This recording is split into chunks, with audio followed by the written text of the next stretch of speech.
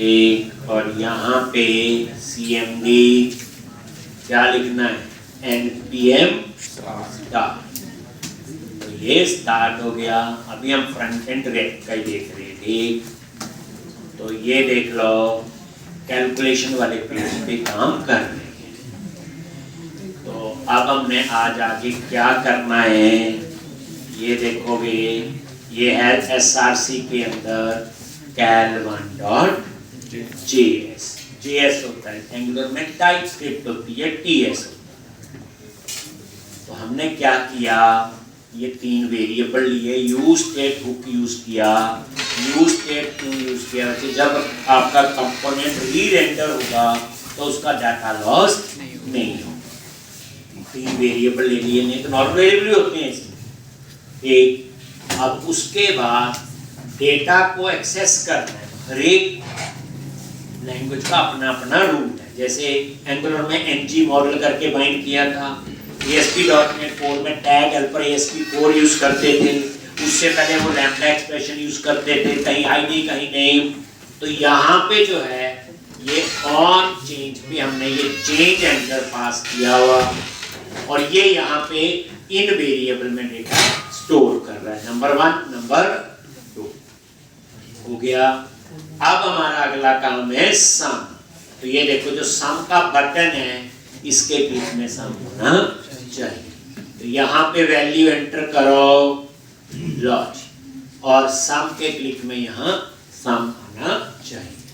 तो सम का जो बटन है, तो यहाँ पे क्लिक कैसे है, वहां तो राउंड ब्रैकेट लगा के क्लिक लिखते थे, यहाँ पे सीधा ही आपका ऑन क्लिक।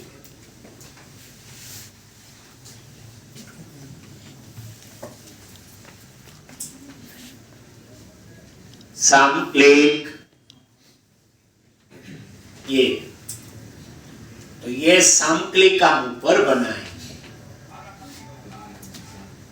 एक ऑन क्लिक, ये सम क्लिक एक नॉर्मल फंक्शन होगा। जैसे चेंज हैंडलर जो है आपका, ये एरो फंक्शन है, बट ये नॉर्मल फंक्शन है।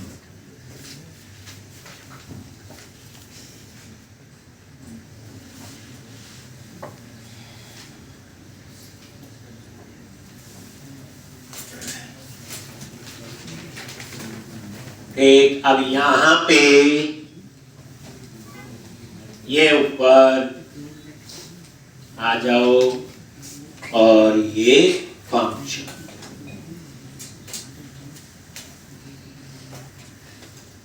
सम क्लिक,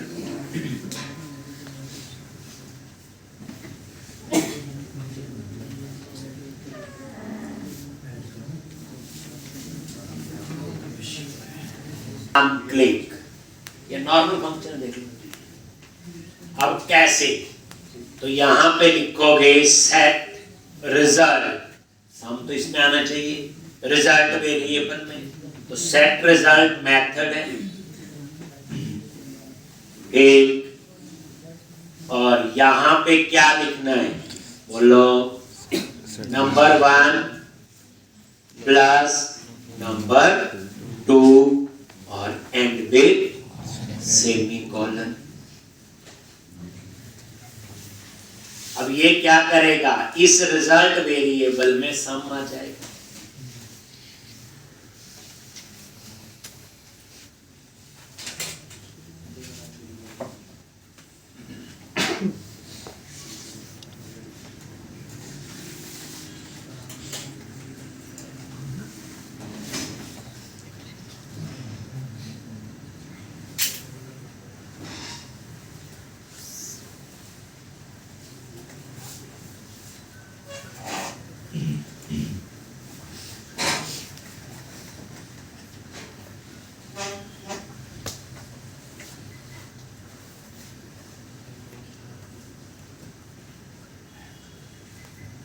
अब यहां पे ये रिजल्ट है बच्चे, ये लिखा हुआ, तो इसके आगे तो यहाँ पे करली ब्रैकेट और ये रिजल्ट में, वहां पे डबल करली ब्रैकेट लगती थी, याद करो। यहाँ पे आपकी सिंगल है, बस इतना बार उसमें डबल लगती थी, याद करो।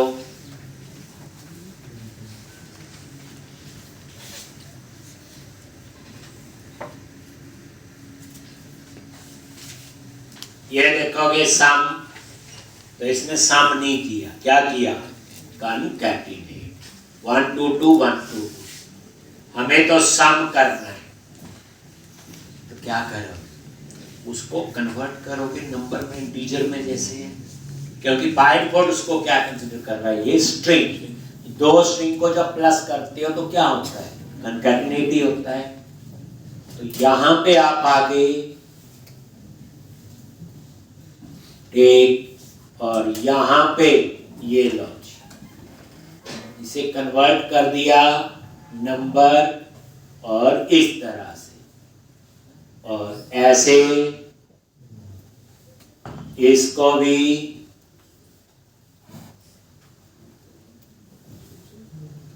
और नंबर।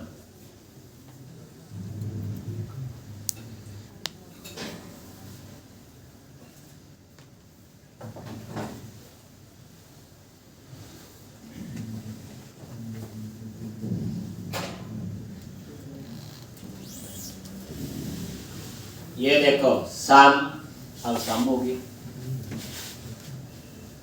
अब नेक्स्ट है आपका मल्टीप्लाई। बस हो गया, नंबर लिख दिया। अब आप मल्टीप्लाई पे आ जाओ, बटन जो है ये, तो यहां पे क्या लिखेंगे बोलो? और क्लिक, और क्या लिखा? Multiply click.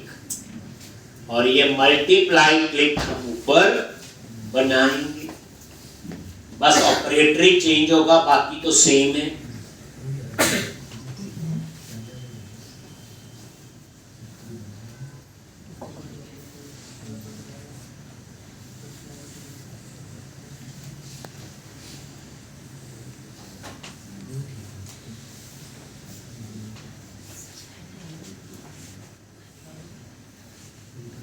Multiply click,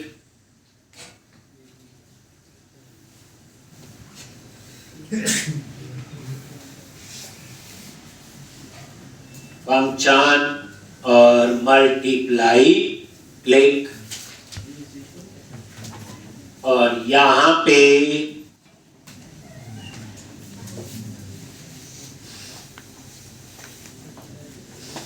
plus की जगह ऑपरेटर चेंज कर दिया।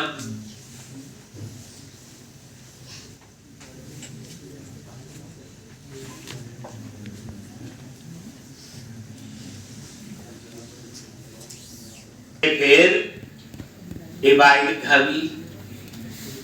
ये लो जी, इसी को कॉपी पेस्ट कर देते हैं। क्या नाम रख लेंगे? डिवाइड क्लिक, और यहां पे ऑपरेटर चेंज कर दो।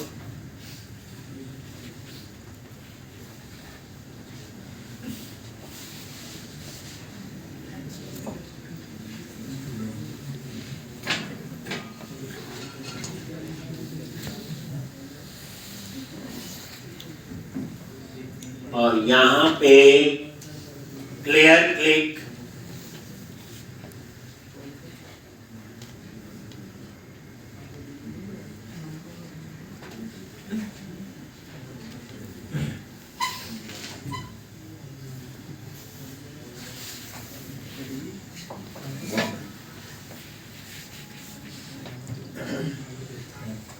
ये देखो नीचे आपने मल्टीप्लाई,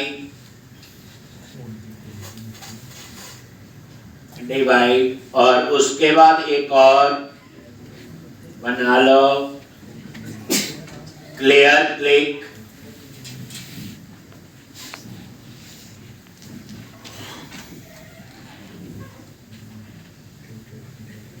एक क्या आएगा? ये क्लियर क्लिक।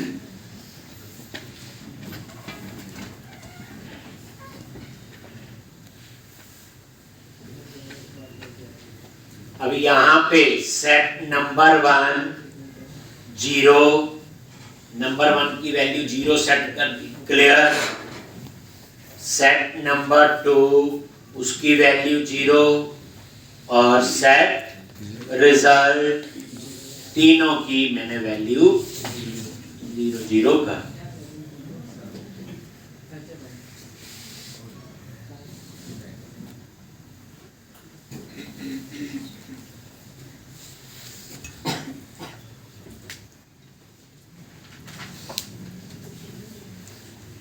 क्लियर है जी। अब आपने क्या करना है, इनको कॉल कर लेते हैं डिप और क्लियर। क्लिक को नीचे बना तो लिए हमने, क्या करोगे, ये सम क्लिक, मल्टीप्लाई क्लिक और क्लिक, क्या लिखेंगे, ये डिवाइड क्लिक, ये नॉर्मल फंक्शन बनाएंगे, और क्लिक और ये क्लियर। हो गया जी।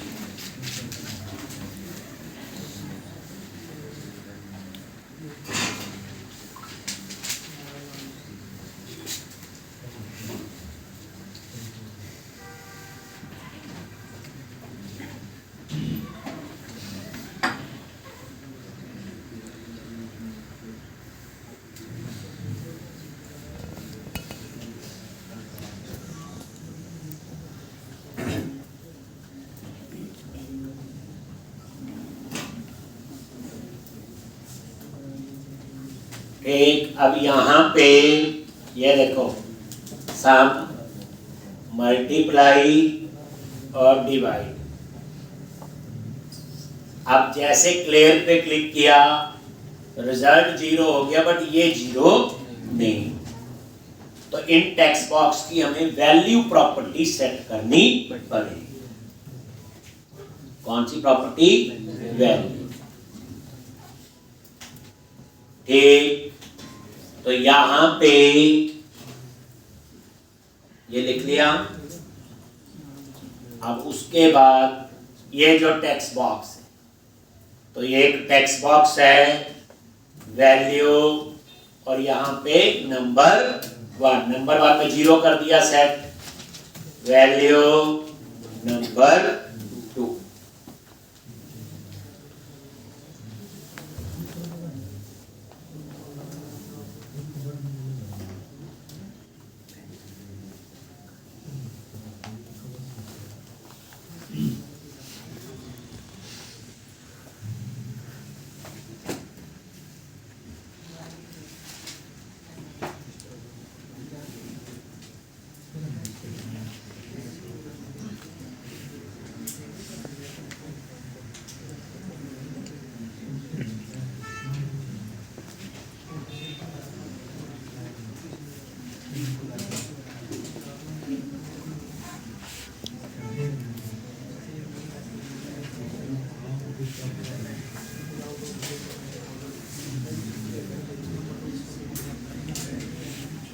एक, अब आप देखोगे, जैसे देखो 0 आ गया, एक बार दोबारा देख लेते हैं। ये आपने, ये देखो सम, मल्टीप्लाई, डिवाइड और ये सारा, ठीक है जी। अब हम लोग सेम क्वेश्चन दोबारा से करेंगे, जो यहाँ चीजें यूज है, कुछ नया भी इसमें और ऐड ऑन करेंगे। ठीक, कुछ और हुक्स हमने डिस्कस करेंगे। ये कंप्लीट हो गया। अब मैं एक पेज और बना रहा हूँ कैल 1 के नाम से। यही चीज होगी, थोड़ा सा और चेंज हम लोग करेंगे। इसमें कुछ और आपको हुक्स मैंने डिस्कस करने। क्या करो, रिवाइज हो जाएगा बच्चे, थोड़ा डाउट से क्लियर हो जाएंगे। स्क्रीन पे गए, एक और स्क्रीन बना लो, कैल 1.js बन गई, और यहां पे RFCE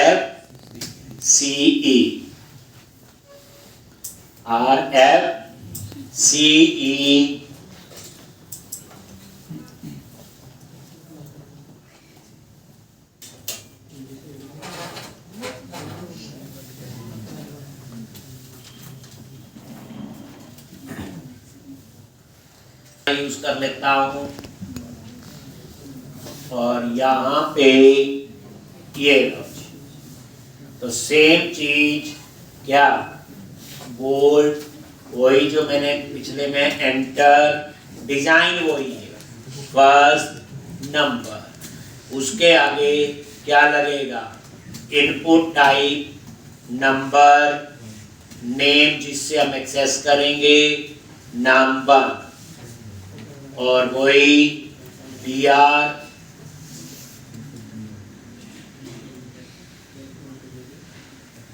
दो बार बी आर लिख दिया। Number 1 first number, second number,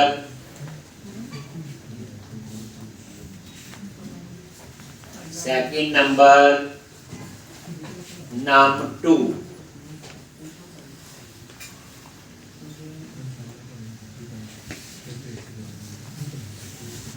और उसके बाद यहाँ पे रिजल्ट,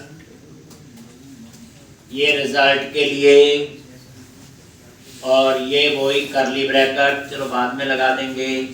बी आर, दो बार बी आर मतलब गैप थोड़ा ज्यादा है और कुछ नहीं। ये सिंपल जो कल किया था कुछ नहीं है। अब बटन लगाने हैं, button class btn hyphen info, margin दे दिया ताकि गैप अपने आप थोड़ा सा बीच में आ जाए। तो ये सम का मल्टीप्लाई, डिवाइड और क्लियर, बस इन्फो की जगह ये डेंजर कर दिया मान लो, और ये मल्टीप्लाई, इसके बाद प्राइमरी कर दिया, और ये डिवाइड, इसके बाद सक्सेस, और यहाँ पे क्लियर कर, लॉज। मार्जिन वैसे 1-2 में लिख लोगे तो अपने आप, क्योंकि मार्जिन छोड़ता हूँ लेफ्ट राइट टॉप बॉटम, 2 जगह जरूरी है, मैंने लिख दिया। चलो तो ये डिजाइन आपका बच्चे सेव किया, तैयार। इसको कॉल करना है तो पहले हम ऐप जेएस में एक रोटी ऐड करेंगे और फिर हेडर डॉट जेएस में उसका एक मेन्यू बनाएंगे। ऐसा ही है, ये देख लो, ये सेम है। ये देखो ऐप जेएस में गई और एक नया, इसका नाम दे दिया कैल1, और यहां पे कैल1।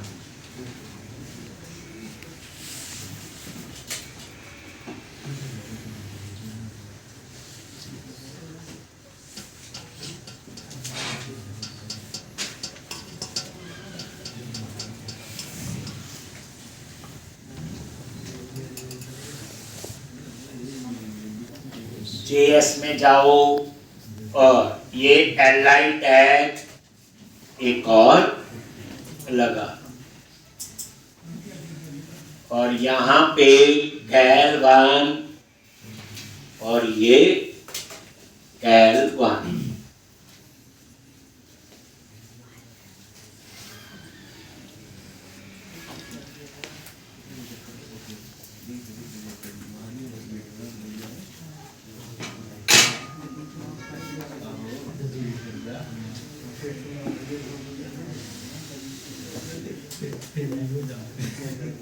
ठीक, और ये बन गया। अब ये चेक कर लो, ये कैल है और ये कैल1, ठीक है जी, डिजाइन सेम। अब यहाँ पे कैल1 में आ जाओ तो सेम ही हम कॉपी कर देते हैं ना, बस ये कैल1 यूआरएल दे देते हैं और ये टेक्स्ट। तो अब आप आ जाओ कैल1। तो इस बार आपको बताना है एक ऑब्जेक्ट कैसे बनेगा। जैसे हमने पिछले में क्या किया था, इस टेक्स्ट बॉक्स के लिए अलग वेरिएबल लिया नंबर 1, इसके लिए नंबर 2। अगर मान लो एक पेज पे 15 कंट्रोल लगाए हैं तो 15 वेरिएबल चाहिए होंगे। तो अब हम वैसा नहीं कर, अब हमने इसमें आपको कैसे ऑब्जेक्ट, तो ये आप इसके अंदर आ गए यहाँ पे, और वेरिएबल कंस्ट, और वेरिएबल का नाम दे दिया डेटा, और सेट डेटा, और यहाँ पे यूज स्टेट। और इसके अंदर मैंने कर्ली ब्रैकेट लगाई। ऑब्जेक्ट बनाना है, इसका मतलब डेटा जो है बच्चे एक ऑब्जेक्ट है। सेट डेटा मेथड का नाम होगा, जैसे वहां किया हमने अभी। यूज स्टेट आपको पता है, और इसके अंदर num1 एक वेरिएबल ले लिया और 0 इनिशियलाइज कर दिया। दूसरा ले लिया num2 0, तीसरा ले लिया res 0। तो सबसे इंपॉर्टेंट क्या देखने वाला इसमें, लॉजिक। इसमें जो डेटा वेरिएबल है वो एक ऑब्जेक्ट है और उसके 3 मेंबर हैं, num1, num2 और रिजल्ट।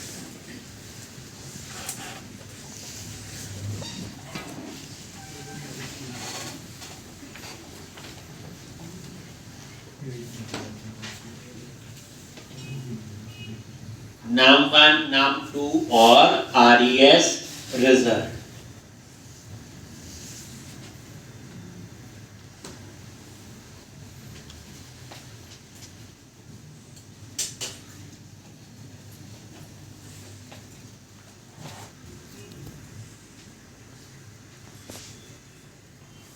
फंक्शन बनाए, अभी बनाया नहीं। और यही ऑन चेंज पे यहां पे आगे और सेव।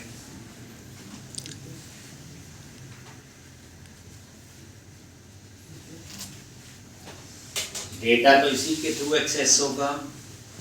और उसके बाद हम यहाँ पे क्या बनाएंगे, एक कंस और उसका नाम रखेंगे, अभी बताऊंगा एरो फंक्शन का मीनिंग, इक्वल टू ये राउंड ब्रैकेट, ये एक पैरामीटर ले लिया और ये गोज टू ऑपरेटर। अब क्वेश्चन है, num1 में जो डाटा लिखेंगे वो इस पैरामीटर में जाना चाहिए और जो num2 में लिखेंगे वो यहाँ जाना चाहिए। ऐसे रिजल्ट होगा तो रिजल्ट में जाना चाहिए। तो इसके लिए आप क्या करोगे, पिछली बार तो हमने 2 वेरिएबल लिए थे, इजी था, हमने दोनों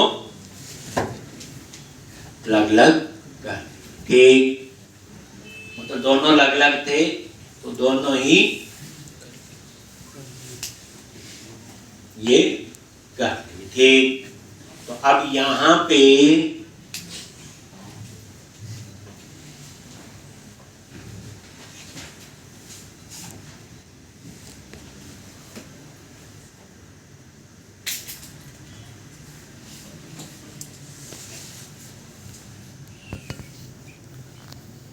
चेंज हैंडलर,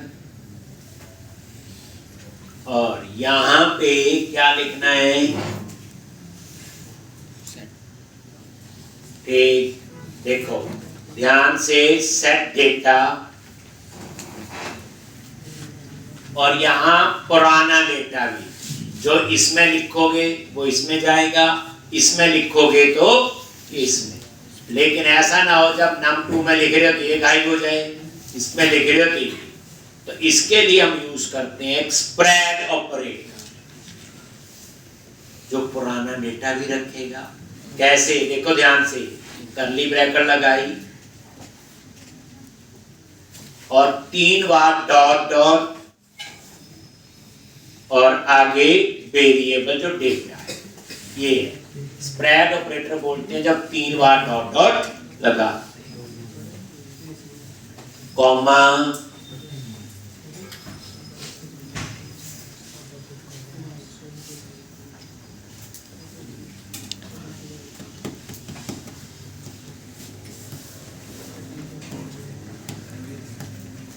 एक ये क्या करेगा, जैसे सी में नहीं होता प्लस इक्वल टू, पुराना भी रहेगा नया भी, तो ये रखे, नहीं तो ये नहीं लिखोगे नया मिलेगा पुराना का।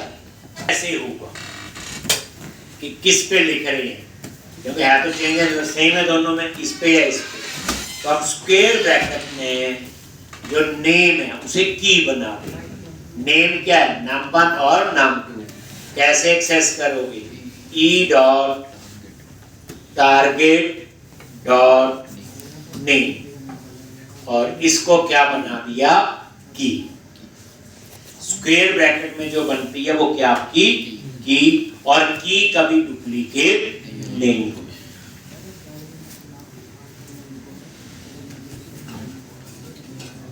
की जो है वो कभी भी डुप्लीकेट नहीं होगा। E dot target dot value,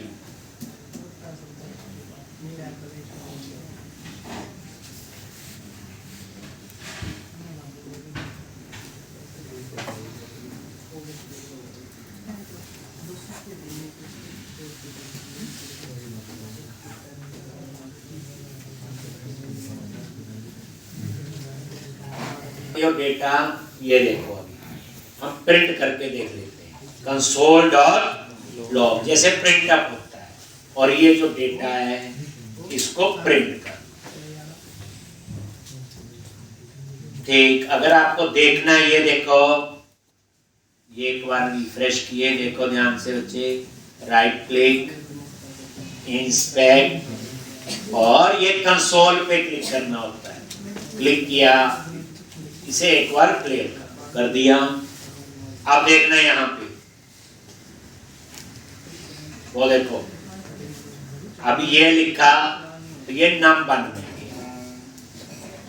अब मैं यहाँ लिखूंगा वो वैल्यू num2 में जाए। ये देखो,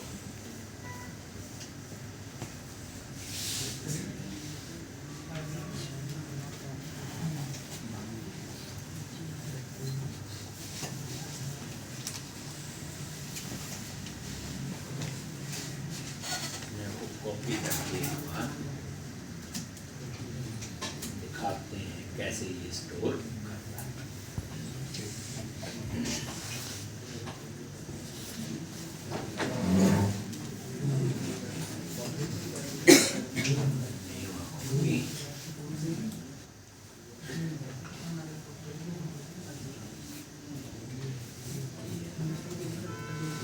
कॉपी किया, देख लो, num1 में ऊपर वाले टेक्स्ट बॉक्स का डाटा किया और num2 में दूसरे का। अब इसे डिफरेंशिएट कैसे किया? की से। कैसे डिफरेंशिएट किया उसको? की से।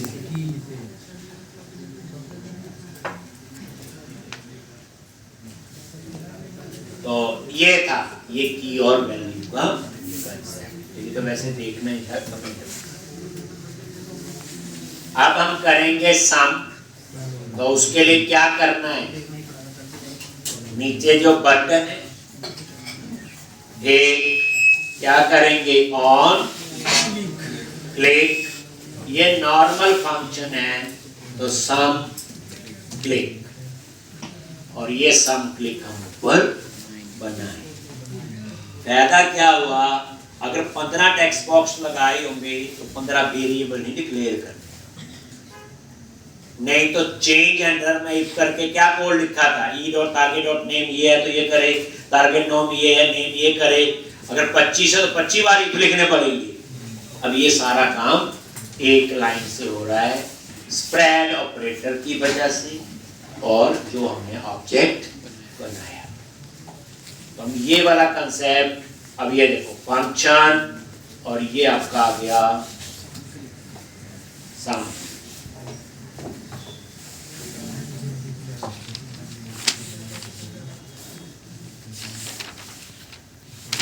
और ये आपका आ गया सेट। देख लो डेटा,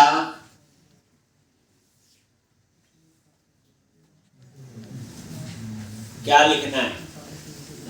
कर्ली ब्रैकेट, पुराना तो रहेगा ही जैसा है, कॉमा, RES ये आ गया, और सीधा num1 नहीं होगा, डेटा ऑब्जेक्ट है और num1। डेटा ऑब्जेक्ट है डॉट num1,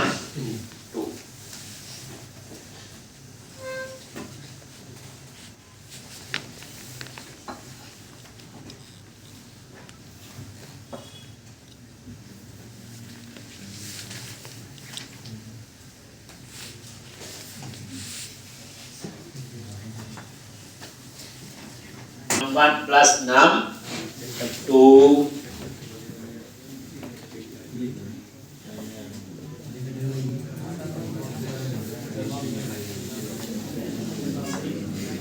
हो गया जी सम क्लिक।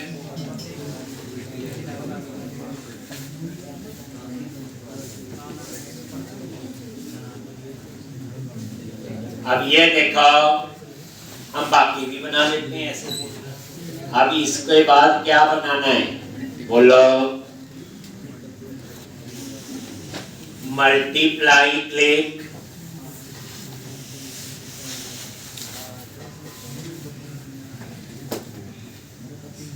मल्टीप्लाई क्लिक,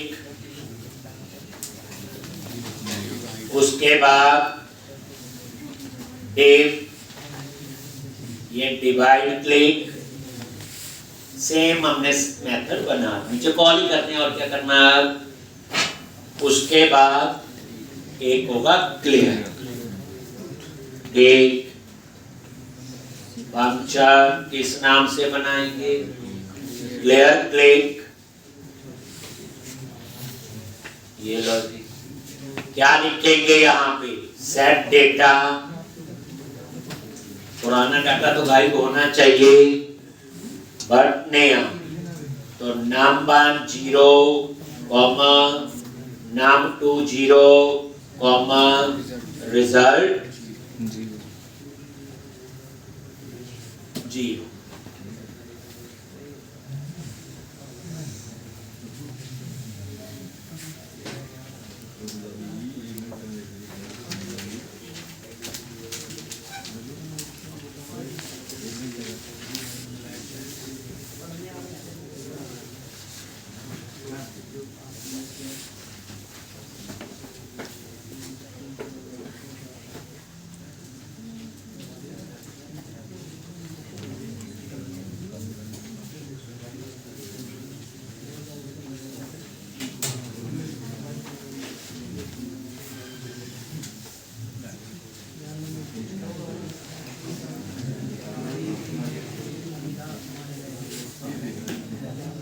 सम क्लिक तो कॉल किया हुआ, इसी के नीचे क्या लिखेंगे, कॉल क्लिक, और ये मल्टीप्लाई क्लिक आ गया इसके नीचे, और ये आपका आ गया डिवाइड क्लिक, और ये आपका आ गया क्लियर।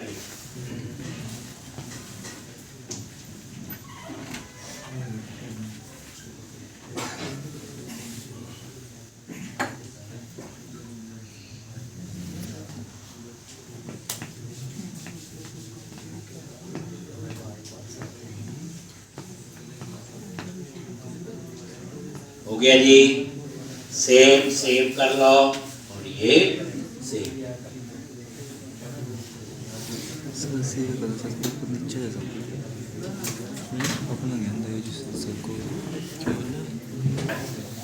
ये रिजल्ट कर्ली ब्रैकेट क्या लिखेंगे यहाँ पे, बोलो क्या लिखेंगे, क्या लिखेंगे,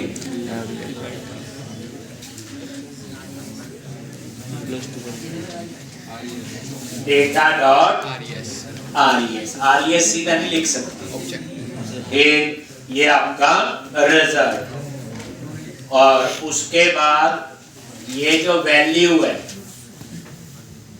यहाँ पे क्या लिखना है, डेटा डॉट नंबर, तभी क्लियर होगा ना जब, और ये वैल्यू डेटा डॉट नाम एक,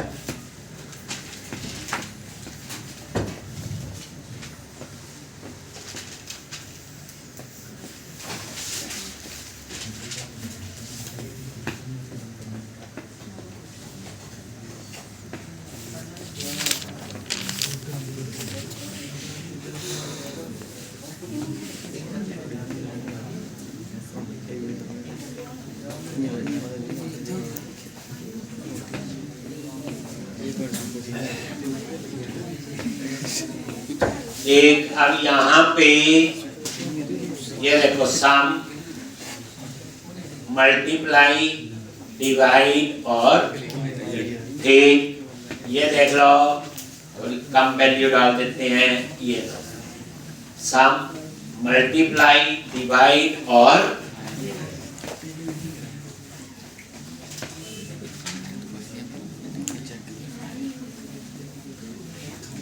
ठीक। तो इस तरह से ये था ये क्वेश्चन, ठीक है जी। अब हमने क्या करना है, मैंने थोड़ा सा ब्रेक में बता दिया, ये प्रैक्टिस कर लेनी बच्चे, थोड़ा सिंटैक्स थोड़ा यूज हो जाओगे। अब ये फ्रंट एंड है, तो हमने ऑलरेडी यहाँ पे याद होगा आपको एम्प्लॉय का पेज बनाया हुआ, डिजाइन ही बनाया है। अब इसमें जो डाटा आएगा भेजेंगे सारा कहाँ से होगा, बैकएंड से। तो उसके लिए क्या बनानी पड़ेगी हमें, एपीआई, याद है, एप्लीकेशन प्रोग्रामिंग इंटरफेस। और उसके लिए फिर हमें क्या करना, ठीक है जी। तो एक काम करेंगे, अब हम लोगों ने ये था React.js, अब अगले 3-4 दिन पढ़ेंगे हम लोग Node.js, ठीक। बैकएंड पहले हमने करवाया ASP.NET कोड, अब बैकएंड चेंज हो गया Node.js। पता है गेट पुट पोस्ट एपीआई बननी है, तो सबसे पहले क्या करो, यहाँ पे क्लोज किया बच्चे सारा, और ये रिएक्ट का प्रोजेक्ट है, इसका प्रोजेक्ट है रिएक्ट का।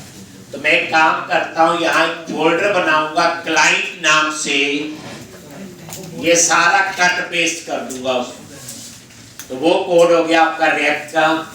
फिर एक फोल्डर बनाऊंगा सर्वर नाम से, जहां पे मैं नोड का कोड लिखूं। तो ये 2 प्रोजेक्ट बन जाएंगे, एक फ्रंट एंड React.js और एक बैक एंड Node.js। तो क्या करोगे, तो यहाँ पे काम करो, पहले प्रोजेक्ट रनिंग है, कट पेस्ट करोगे तो प्रॉब्लम आती है, नहीं तो ये क्या करो, कैंसिल कर दिया, रन था, क्योंकि नहीं तो वो कट पेस्ट में फिर बात चेंज हो गई।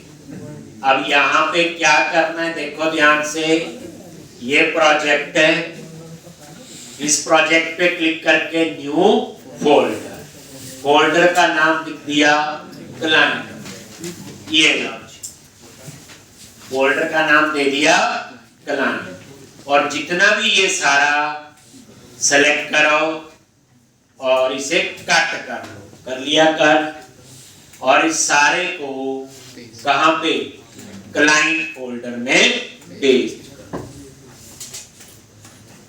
लो, तो ये देख लो, ये क्लाइंट फोल्डर बन गया। अब ये आपका रिएक्ट का कोड है, रिएक्ट के सिंटैक्स होंगे। अब मैं क्या करूंगा, एक फोल्डर और बनाऊंगा, ये लो जी, उसका नाम रख दूंगा सर, और यहाँ पे मैं सारी कॉन्फ़िगरेशन किसकी करूंगा, बोलो Node.js, ठीक है जी। ये 2 फोल्डर बन गए, ये 2 प्रोजेक्ट हो गए, फ्रंट एंड और एक बैक एंड। एक बार क्लाइंट वाले प्रोजेक्ट को रन कर लो, बात चेंज हुए, क्या पता कोई एरर ना हो, तो क्या करोगे, एक बार देख लेते हैं रन करके, कमांड प्रॉम्प्ट, बट इस बार यहाँ फोल्डर बताना पड़ेगा, cd क्लाइंट, और यहाँ पे npm start, ये आपका